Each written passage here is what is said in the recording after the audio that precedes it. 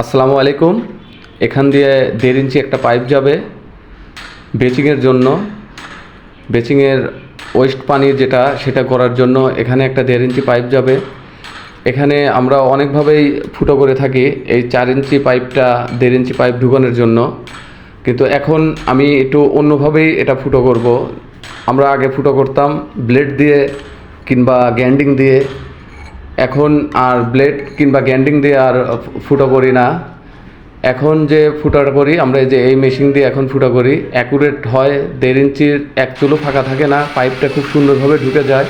দেখতে থাকুন কিভাবে আমি এটা ফুটো করি। মুহূর্তের ভিতরেই আমার এটা ফুটো হয়ে গেছে এবং খুবই সুন্দর গোল হয়ে এটা ফুটো হয়েছে। দেখতে থাকুন কিভাবে আমি এটা ফিটিং দেই। ধন্যবাদ সবাইকে। আসসালামু আলাইকুম। Thank you.